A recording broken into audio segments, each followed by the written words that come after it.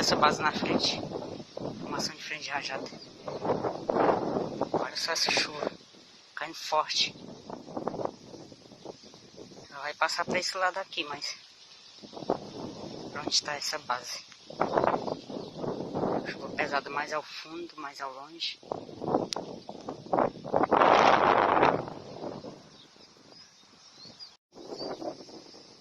Tá perdendo força rapidamente.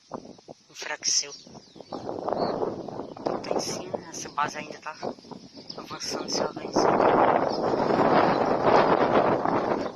E aquela chuva mais forte.